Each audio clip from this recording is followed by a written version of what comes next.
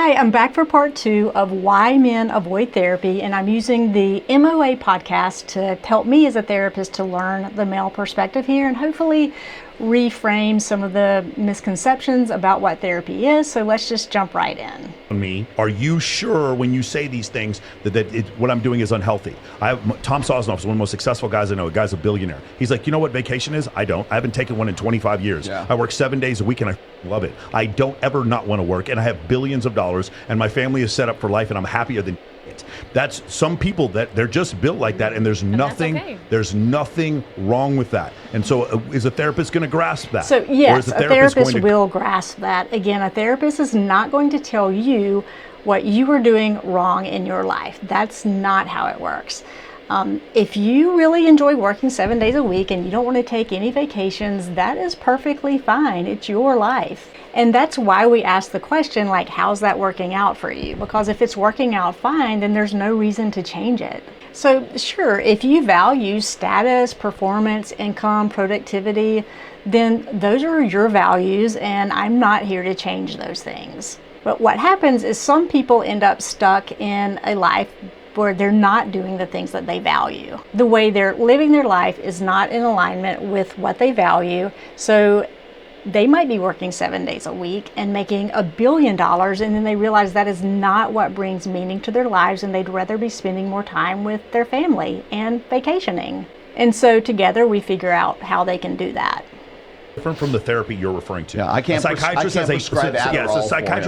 A psychiatrist has an MD. Like what you're referring to is somebody who has a licensed therapist who doesn't even have a bachelor's degree. Like we're talking about something completely different. Yes, correct. Like a counselor, for sure. So this is what he got completely wrong, and I have no idea why he doesn't know this, because he knows a lot about different things. This is alarming to me that he says this. Maybe he didn't mean to say it, but what he said is that a psychiatrist is an MD, and yes, that's correct. A psychiatrist is a medical doctor.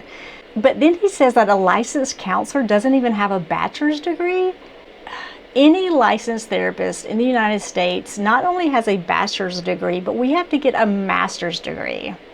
So that's 4 years of college for a bachelor's degree, plus at least 2 more years for a master's degree. And then we have to work at least 2 years under weekly supervision of a supervised counselor in order to become fully licensed. So that's basically like 8 years of education and supervision to become a fully licensed counselor. Each state has its own licensing board that holds us accountable for our work, and we have to do continuing education classes every year. I have to do, I think, 45 hours of continuing education every 2 years. So I don't know why he would say this. I mean, he just must not know. Or maybe he's thinking of it coaches. Coaches don't have to have a bachelor's degree, do like a 6-month program to become a coach. So it makes more sense to me now as to why he wouldn't want to go to therapy, because he thinks just like any old Joe Schmo can go to school for 6 months and become a therapist.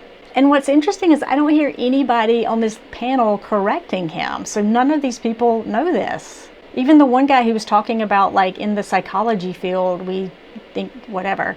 And so this is really odd to me. Male therapy, I just feel like going to a therapist, it does feel very insulting and like, you're wrong. You're not feeling the way that you should feel. You need to. But I get what the lady's saying. Okay, so here again, even this guy thinks a therapist is going to point at him and say, you are wrong. All I can say is that we are not taught that in school at all. I would never tell somebody, you are wrong.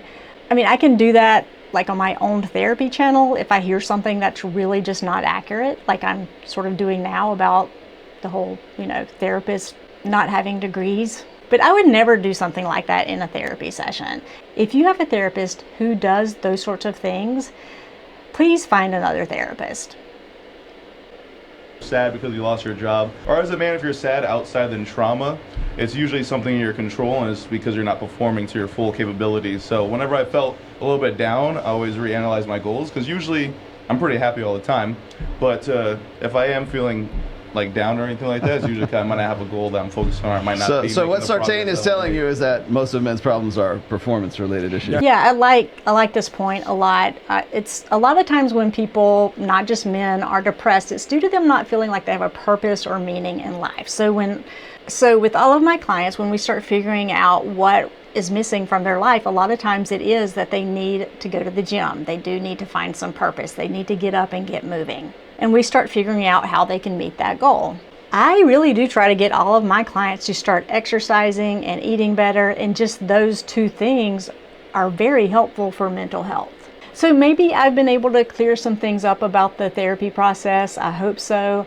If you do decide to go to therapy, I think that one of the best ways to find a therapist that you connect with is to look on the Psychology Today website. You can filter therapists according to their gender, what issues they work on, if they take your insurance, what state you live in, and make sure to interview a couple of therapists before you start meeting with one. Most therapists give a 15-minute free consultation, and you want to ask them questions like, what are your perspectives on working with men? Have you ever worked with men before?